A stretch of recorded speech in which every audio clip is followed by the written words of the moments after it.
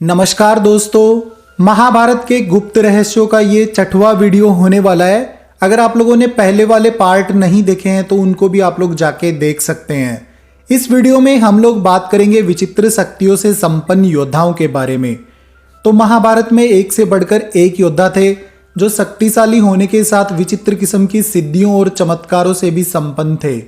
श्री कृष्ण तो स्वयं भगवान विष्णु थे, लेकिन उनके समक्ष जो और दूसरे योद्धा लड़ रहे थे वो भी किसी से कम नहीं थे। सहदेव भविष्य में होने वाली हर घटना को पहले ही जान लेते थे।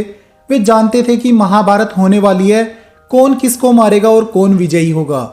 लेकिन भगवान श्री कृष्ण ने उनको श्राप दे दिया था कि अगर वो इस बारे में किसी को भी बताएंगे तो उनकी मृत्यु हो जाएगी। बर्बरीक दुनिया का सर्वश्रेष्ठ धनुधर थे। बर्बरीक के लिए 3 बाण ही काफी थे जिनके बल पर वो कौरवों और पांडवों की पूरी सेना को समाप्त कर सकते थे। युद्ध के मैदान में भीमपुत्र बर्बरीक दोनों खेमों के मध्य बिंदु एक पीपल के वृक्ष के नीचे खड़े हो गए और ये घोषणा कर डाली कि मैं उस पक्ष की तरफ से लड़ूंगा जो हार रहा होगा। लेकिन भगवान श्री कृष्ण ने उसे भी ठिकाने पर लगा दिया।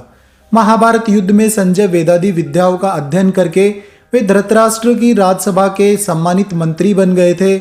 आज के दृष्टिकोण से वे टेलीपैथिक विद्या में पारंगत थे। कहते हैं कि गीता का उपदेश 2 लोगों ने ही सुना था, एक अर्जुन और दूसरा संजय। गुरु द्रोणाचार्य के पुत्र अश्वत्थामा हर विद्या में पारंगत थे। वे चाहते तो पहले दिन ही युद्ध का अंत कर सकते थे, लेकिन श्री कृष्ण ने ऐसे कभी होने नहीं दिया। श्री कृष्ण जानते थे कि पिता पुत्र की जोड़ी मिलकर ही युद्ध को समाप्त कर सकती है।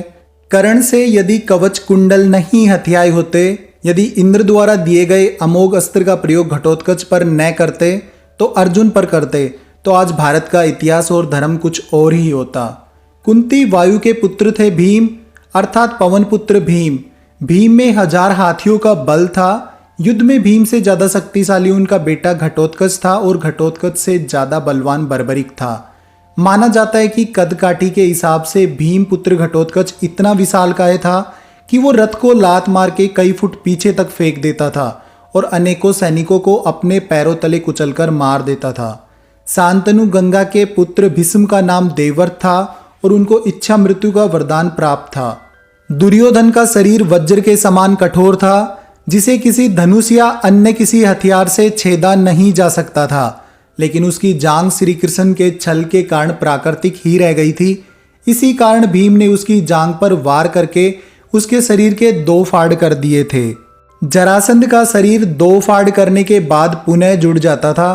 तब श्री कृष्ण ने भीम को इशारों में समझाया कि 2 फाड़ करने के बाद दोनों फाड़ एक दूसरे के विपरीत दिशा में फेंक दिए जाएं।